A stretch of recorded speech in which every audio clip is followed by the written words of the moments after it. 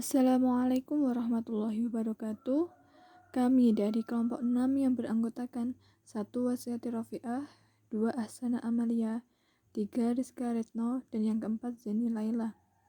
Di sini kami akan membahas bab yang berjudul Epistemologi Filsafat Al-Ghazali.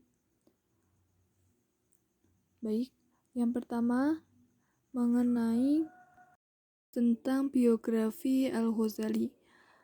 Al-Ghazali mempunyai nama lengkap Abu Hamid Muhammad bin Ahmad Al-Ghazali, di mana nama Al-Ghazali ini diambil dari nama kota Ghazilah di dekat kota Tus di wilayah Khorasan. Kota inilah tempat kelahiran Imam Al-Ghazali. Beliau dilahirkan pada tahun 450 Hijriah atau 1050 Masehi. Ayah beliau terkenal sebagai muslim yang soleh. Ia bermata pencaharian sebagai petenun wol yang hidupnya ini sangat sederhana. Kemudian ayahnya ini dikenal sebagai orang yang tekun mengikuti majelis para ulama. Beliau mendedikasikan dirinya ini sebagai pecinta ilmu dan selalu mendoakan anak-anaknya nanti di masa depan akan menjadi ahli ilmu.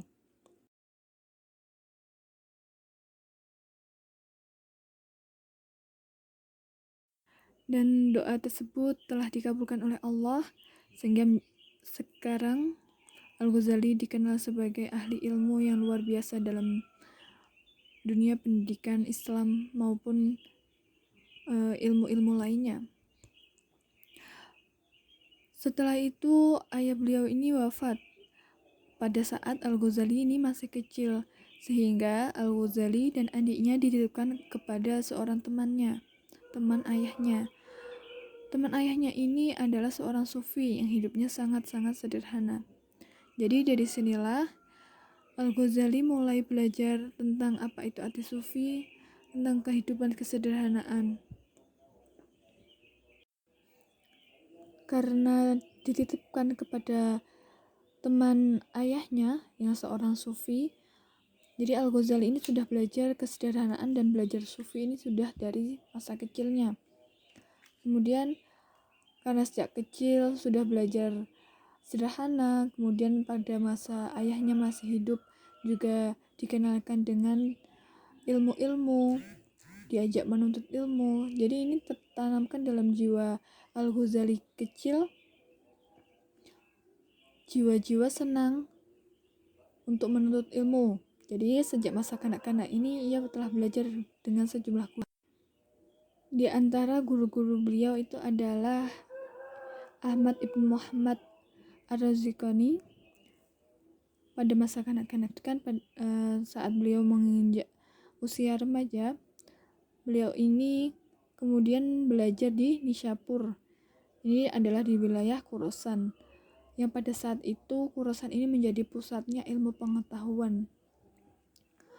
Di Khorasan beliau ini menjadi murid Imam Al-Haramain Al-Juwaini yang pada saat itu merupakan guru besar Madrasah An-Nisfirniyah Nishapur.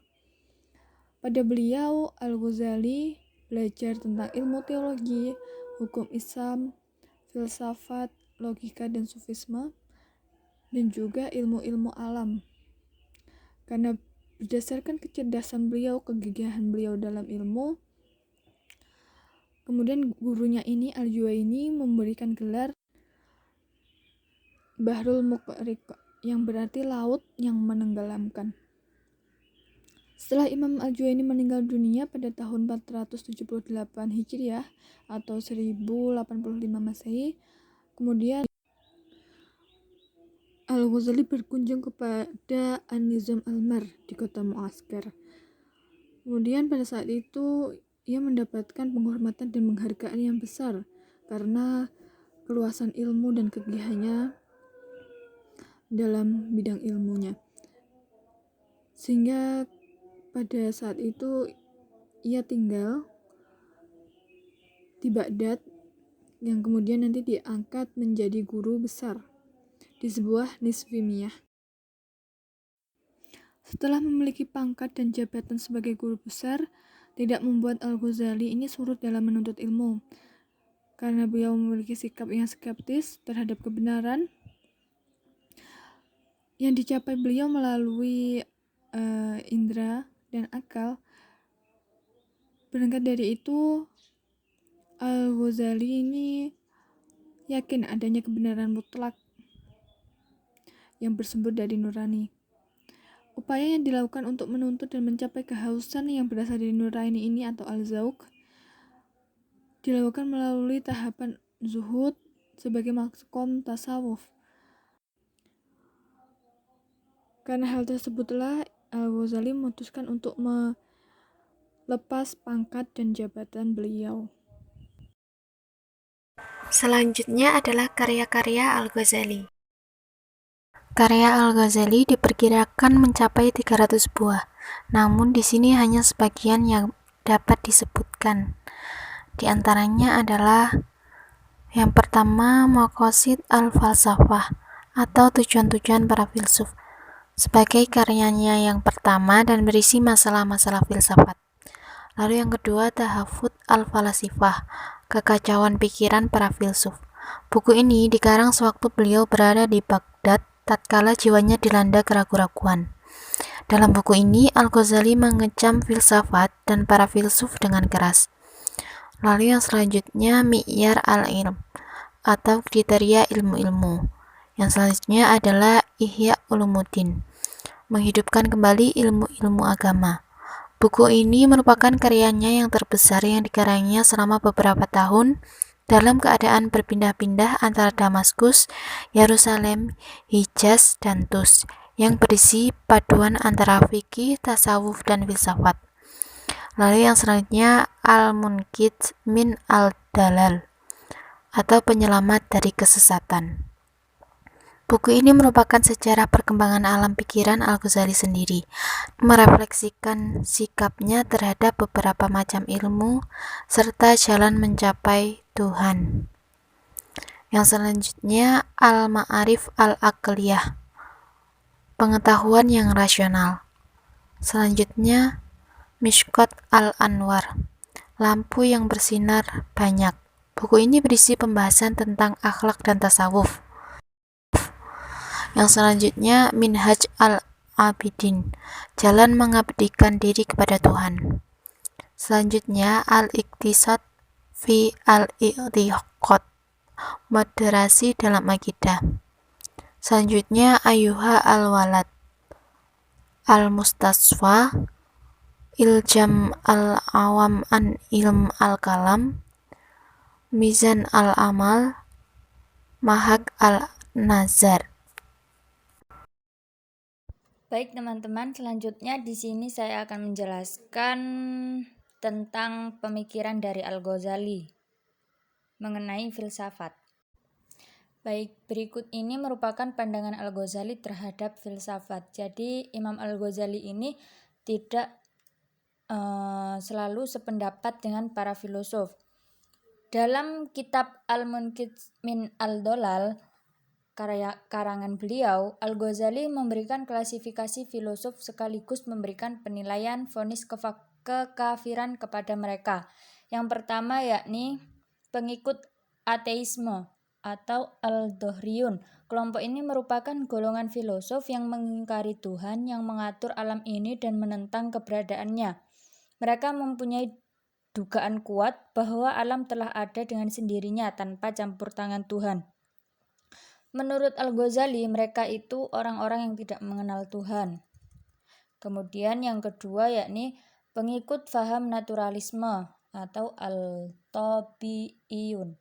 Mereka merupakan golongan filosof yang setelah sekian lama meneliti keajaiban hewan dan tumbuh-tumbuhan dan menyaksikan tanda-tanda kekuasaan Tuhan, akhirnya mereka mengakui keberadaannya. Namun karena terlalu banyak meneliti alam, akhirnya mereka terkesan dengan watak biologis hewan yang memiliki pengaruh terhadap daya-daya indrawi mereka. Akibatnya, mereka pun berpendapat bahwa daya pikir manusia tergantung pada watak biologisnya. Dan ketika watak biologisnya hilang, maka hilang pula lah daya pikirnya. Pada akhirnya, mereka berpandangan bahwa tidak mungkin mengembalikan sesuatu yang telah tiada. Mereka berkeyakinan orang yang telah tiada ruhnya tidak akan kembali. Selain itu, mereka juga menentang eksistensi akhirat, surga, neraka, hari kiamat, dan hisab. Seperti yang kita tahu dalam Islam kan sudah dijelaskan itu semua ya, tentang ruh, tentang jiwa dan badan, dimana kita nanti akan dimintai pertanggungjawaban di hari akhir. Kemudian yang ketiga yakni penganut filsafat ketuhanan. Nah, golongan ini filosof yang percaya kepada Tuhan. Mereka para filosof Yunani seperti Sokrates, Plato, dan Aristoteles serta orang-orang yang mengekor pada pemikiran mereka. Lantas apa yang membuat Imam Al-Ghazali ini mengatakan bahwa golongan filosof Yunani itu termasuk ke dalam penganut filsafat ketuhanan atau ilahiyun ini tadi? Al-Ghazali memandang para filosof itu telah melakukan kerancuan. Setidaknya ada 20 masalah yang menyebabkan para filosof ini menjadi ahli al-bid'ah dan kafir. Dari 20 persoalan ini, Al-Ghazali menegaskan bahwa para filosof menjadi kafir karena 3 masalah. Assalamualaikum warahmatullahi wabarakatuh. Saya Rizka Retno Lestari. Saya akan melanjutkan presentasi dari teman saya yang sebelumnya. Nah, kali ini saya akan membahas tentang epistemologi Al-Ghazali. Nah, pertama-tama yang harus kita ketahui adalah makna epistemologi. Epistemologi berasal dari kata episteme dan logos. Episteme artinya pengetahuan, sedangkan logos artinya adalah teori. Dalam bahasa Inggris disebut dengan theory of knowledge.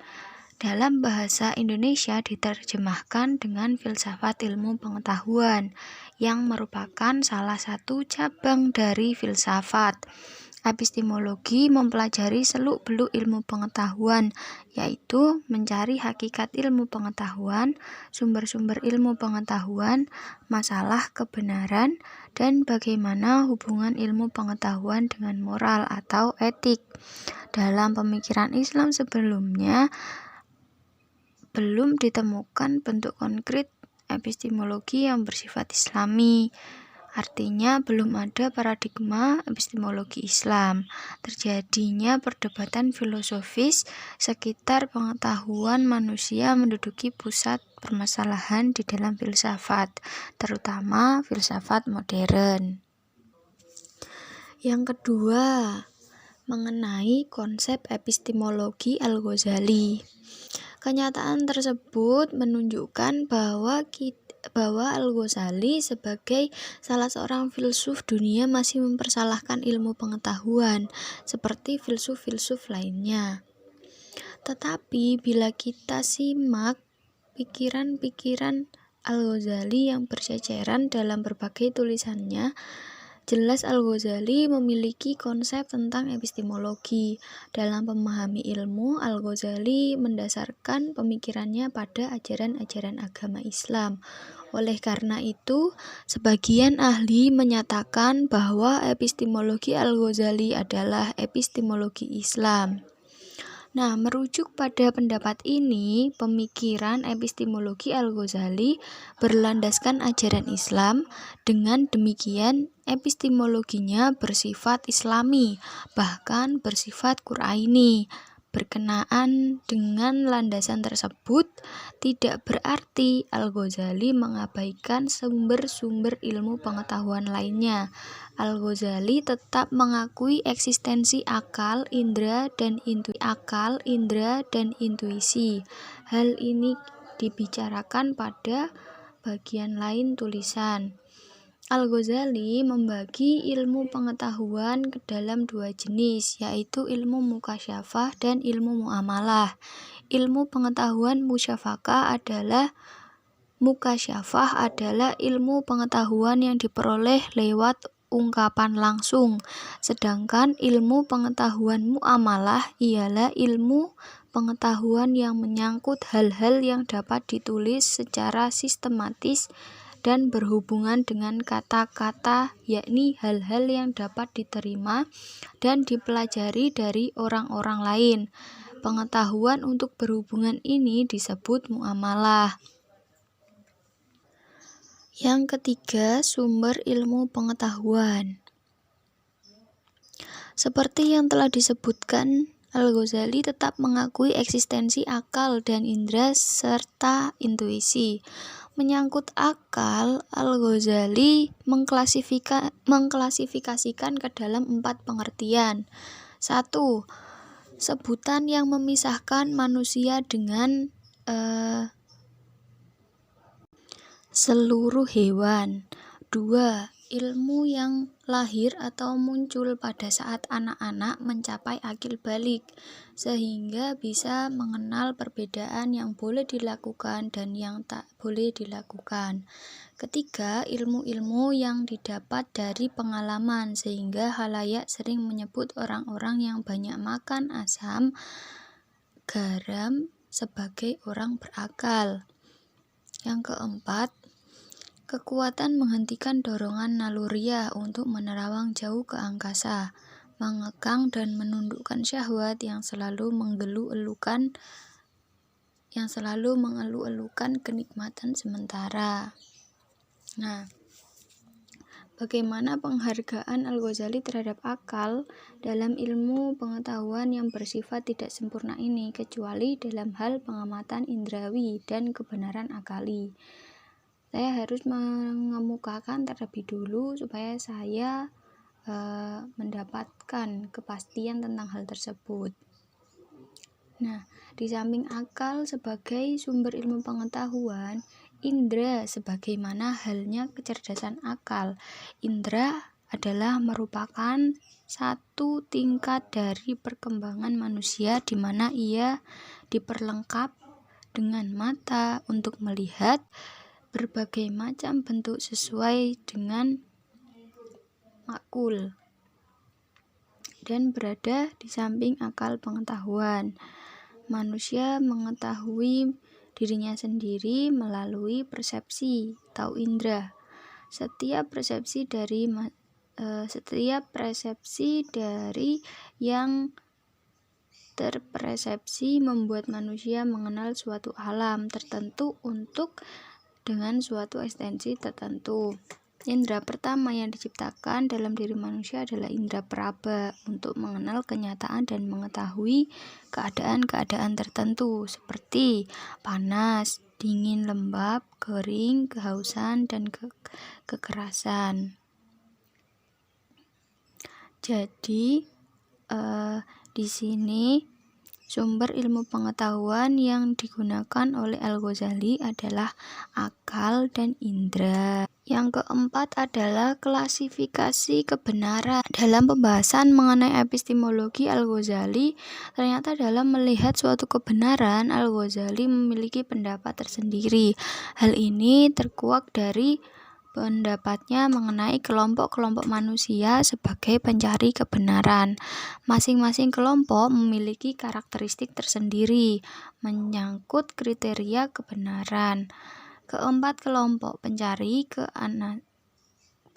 kebenaran tersebut adalah 1. Para mutakalimun atau kelompok ahli teologi yang menyatakan dirinya sebagai eksponen dari pengetahuan dan pemikiran intelektual. Yang kedua, para batiniah atau sebagian kelompok dari para pengajar yang berwenang menyatakan bahwa mereka yang mendapat kebenaran dari seorang imam yang sempurna dan tersembunyi. Yang ketiga, para ahli filsafat yang menganggap dirinya sebagai eksponen dari logika dan membuktikannya. Yang keempat, para sufi atau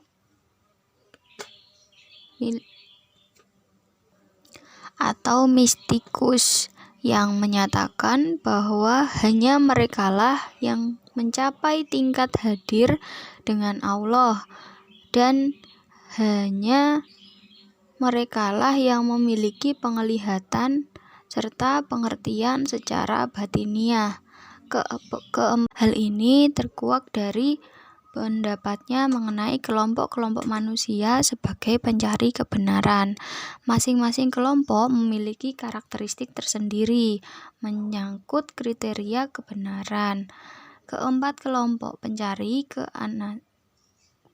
kebenaran tersebut adalah 1. Para mutakalimun atau kelompok ahli teologi yang menyatakan dirinya sebagai eksponen dari pengetahuan dan pemikiran intelektual. Yang kedua, para batiniah atau sebagian kelompok dari para pengajar yang berwenang menyatakan bahwa mereka yang mendapat kebenaran dari seorang imam yang sempurna dan tersembunyi. Yang ketiga, para ahli filsafat yang menganggap dirinya sebagai eksponen dari logika dan membuktikannya. Yang keempat, para sufi atau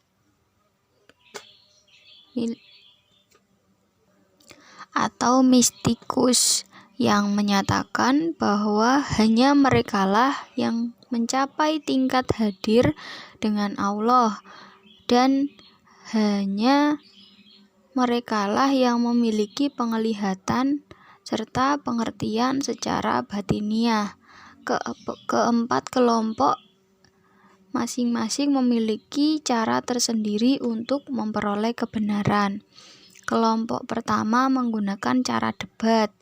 Dengan lewat debat atau diskusi, mereka memperoleh kebenaran. Kelompok kedua memiliki cara, yakni menggunakan cara taklim, yaitu dengan mengandalkan keadaan yang berasal dari seseorang yang dianggap berwenang menyampaikan kebenaran yang disebut guru. Kelompok ketiga, golongan ini berpandangan kebenaran satu-satunya yang dianggap valid apabila lewat penalaran akal. Nah, kelompok keempat, bagi golongan ini kebenaran hanya dapat diperoleh dari kontemplasi atau perenungan. Demikian materi tentang epistemologi Al-Ghazali yang dapat saya jelaskan. Untuk partisipasinya saya ucapkan terima kasih.